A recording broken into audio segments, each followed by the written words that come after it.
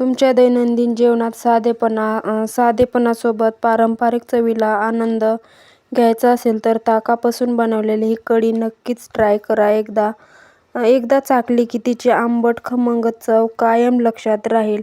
आणि इथे पाहू शकता मस्त अशी आपल्या कढीचा कलर कसा पाहू शकतो बघा, दिसत आहे. पाहता क्षणीच खावीशी वाटते की नाही ते मला मग कमेंटमध्ये नक्की सांगा. तर चला मग रेसिपीला सुरू करूया. इथे पाहू शकता कढी बनवण्यासाठी मी 4 ते 5 मिरच्या घेतलेल्या आहेत आणि अशा मोडून घ्यायच्या आहेत. त्या मोडल्या की लगेच त्याच्यामध्ये मी लसूण देखील घालून घेतलेला आहे पाहू शकता. आणि हे आपण मिक्सरला वाटून घेणार आहोत. आणि इथे पाहू शकता मी अर्धा लिटर एवढं ताक घेतलेलं आहे आणि ताकामध्ये मी ज्वारीचं पीठ मिक्स केलेलं आहे.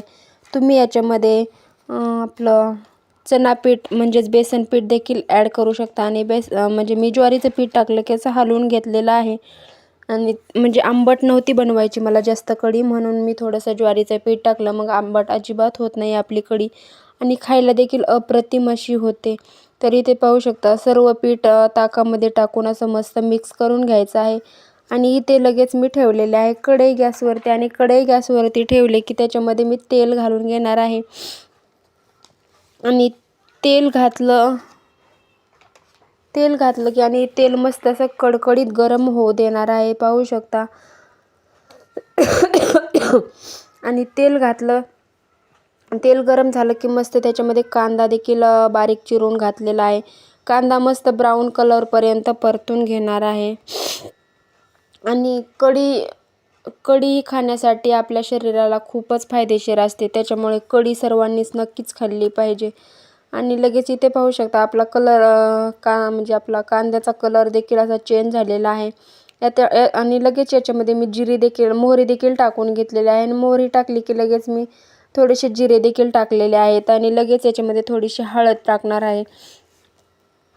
हळद टाकली की लगेच आपण मिरचीचं आणि त्याचं वाटण बनवलेलं होतं ना लसणाचं, ते देखील मी ह्याच्यामध्ये टाकून घेणार आहे. ताकापासून बनवलेली ही कढी आपल्या मराठी स्वयंपाकघरातील अतिशय साधी, हलकी आणि पचायला सोपी अशी पारंपरिक डिश आहे.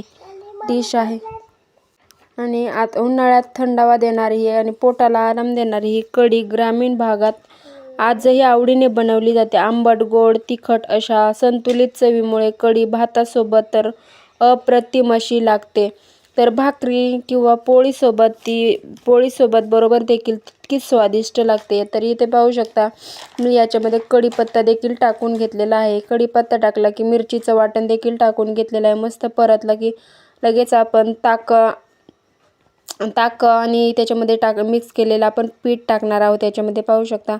आणि मी 4 लोकांसाठी कढी बनवत आहे, त्या हिशोबानेच मी पाणी घातलेलं आहे ते पाहू शकता.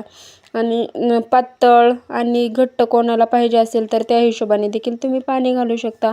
आणि ताकामध्ये असलेले प्रोबायोटिक्स पचनसंस्थेसाठी अत्यंत फायदेशीर असतात.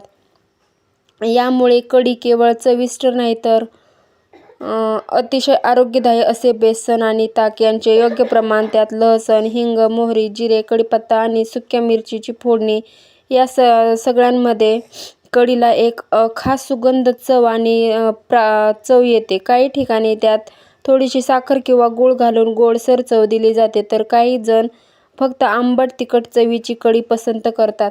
आणि इथे पाहू शकता मी कोथिंबीर देखील टाकलेली आहे. सर्वात महत्त्वाचं म्हणजे इथे मी कच्चे शेंगदाणे घेतलेले आहेत आणि तेच मिक्सरला वाटून घेतलेले आहेत पाहू शकता. आणि कच्चे शेंगदाण्यामुळे आपल्या चवीला अशी वेगळीच म्हणजे आपल्या कढीला अशी एक वेगळीच चव येते आणि खायला देखील अप्रतिम अशी लागते.